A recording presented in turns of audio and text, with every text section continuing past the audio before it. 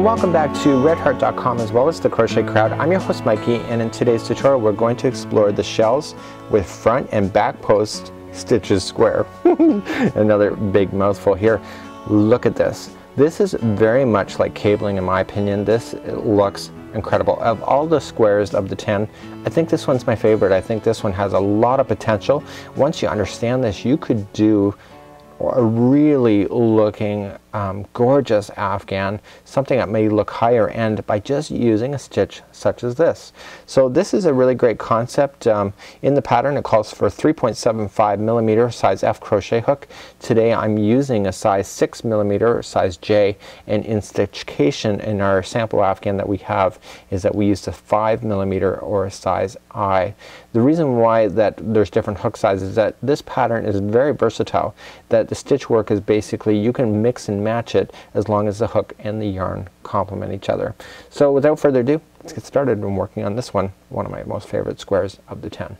So let's begin just grabbing our yarn. Let's make a slip knot and let's get started. And we just want to insert our hook, and remember that this never counts as one. So we need to chain 36. So 1, 2, 3, 4, and 5, and please go all the way to number 36. I'll meet you back in just a moment. So my 36 is now done and we're ready to go. So what we're going to do is that we're going to single crochet along this chain, but you just have to pay attention to what you're doing here. So you have to go second chain from the hook. So here's 1 and 2, and we simply turn the chain over and get the back loop only. Okay, once you turn it over, you're going to single crochet.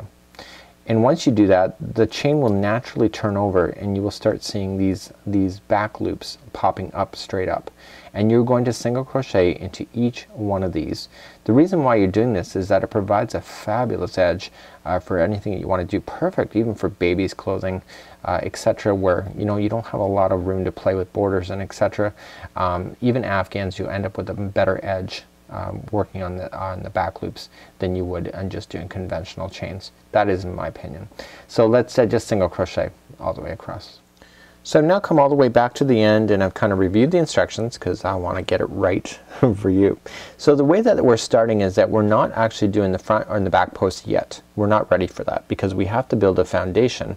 This is very much like some of the other Stitch-cation stuff we've been working on, where you need to go a couple rows before you can actually start doing front or back posts. So let's begin, and we are going to chain up 3. So 1, 2, and 3, and we simply just double crochet into the next two stitches. Okay, very easy. So now we're going to create a shell. Now typically like any instructions is that there always is abbreviations. So what is a shell? You will notice that it's 2 double crochets as well as chain 2 and 2 double crochets. So you have to, in the instructions it says skip the next 2 stitches, so 1 and 2, and you want to do a shell. So it's 2 double crochet into the same stitch, okay, chain 2 and 2 double crochet into the same stitch, and that is the shell work.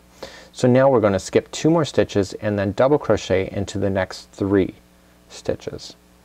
So this is existing in between the shells. So you'll notice that when we started before the shell there was chaining of 3 and then 2 double crochet. So that is your group of 3. Here's your next group of 3, and etc. The way that this pattern works, let me just skip over 2 and do the next shell. The shell, remember, is 2 double crochet, a chain 2, 2 double crochet. So the way this pattern works is that the stitch work balances itself within each other. So you actually have the perfect count in order to keep balance if you're working on this project. Skip 2 and then 3 double crochet into the in a row. That is a treble that I just did. Let me just back that out and get that double crochet in. The interesting thing is that when you start working on these squares, sometimes you pick up lessons from the other squares that you start instinctively doing that you're not supposed to. So skip 2 and then shell into the next. That's your third one. This one is my most favorite square of them all. I think it just looks amazing. This is something, if it was done in the right yarn and the right colors, it would look like something that was store made. that people would pay a lot of money for. I really think that. It's a really great concept, and you know, it's capable that we, the average crocheter, can do it. So I'm skipping over 2, shelling into the next, which is 2 double crochet, chain 2 and 2 double crochet, and then we're skipping 2, and you should end up with 3 double crochets at the end. Look at that, perfect count. And that completes that row. So you can see the cabling idea hasn't really taken effect yet. That's because we haven't done the front or the back posts, but that's coming up really soon. So we're now at the end. We're going to turn our work, and this is when it gets a little complicated. There's 2 rows that we need to concentrate on, and these are what the 2 are coming up. So the next 2 rows are what you need to do, and the reason for it is that when you're turning your work back and forth, that the front posts change on the side, so therefore you're crocheting on the front post one side, and then when you turn it you're crocheting on the back post. But let me just get you started. So we're going to chain 3 first, 1, 2 and 3, and in the rules of crochet that equals a double crochet. We are going to do a front post double crochet already into the first one that you see. Okay, so not that one but the next one over, and we're going to do a front post into that one and to the next one. So just coming in to the side just like so. I should have actually, so let me review that one more time. What you're going to do is that you're going to skip, and you're just going to go right into the middle of the shell and do another shell. So it's 2 double crochet, chain 2 and 2 double crochet. I'm going to review that front post. I actually made an assumption that you already know it. So so here you go. You have 3 here. We need to convert these into front posts. So we wrap, we come into one side of the post, pop it out the other side, and then just double crochet as normal. And what this is doing is it's lifting it outward and pulling it up. Okay, so it's giving it depth. And then you're going to do in shell. So shell's 2 double crochet, chain 2 and 2 double crochet. I'm going to review that one more time because I'll explain something else. So we're just going to skip, and you see the next 3, those are front posts. So when we turn our work, what's going to happen is that these front posts are going to end up being on the back post, and because of that we want to maintain this pattern only on one side of the Afghan. So when we go to work on it in the next row, it's actually going to be on the other side, back post. So that's why there's front post and back post instructions, because it's the way that this project is being continually turned as it's going back and forth on the rows. So it's nothing really complicated as long as you understand that point. So I'll meet you at the end, and I'll get you started on the next row. Now I'm coming all the way to the end of the line. We are going to do our front post, okay, only for the two of them. The third one we're just going to put in a regular double crochet into the top of the chain 3. Okay, so that exists. So there only appear to be 2, even though there's 3 stitches, 2 that are popping out, and you have that effect on both sides. So let's turn our work, and now it's going to be interesting. So now we have to maintain the pattern, but we have to maintain it from the back side. So that's what changes everything from being front post to back post. So to begin, we are going to chain 3. So 1 and 2 and 3. So this time, last time it said to go into the front post. Now you could go into the front post depending on what pattern you're doing, but in this case they want everything to be on one side. So don't think that it's, you know, you're trapping your creativity in that way. So we're going to wrap, and this time we're going to come around to the back of the project, out through the back, and just out again, getting the front post like so. Grab the yarn and then double crochet as normal. Okay, so you're maintaining the pattern than what you see. So you can see that these are posts that have been front posts, but this time they're back posts. So wrap and come into the post, so turn it over, grab the post and double crochet as normal. And what this is doing is it's keeping the posts on the back side. Okay, so it's not pulling them forward. So now we're going to shell. So 2 double crochet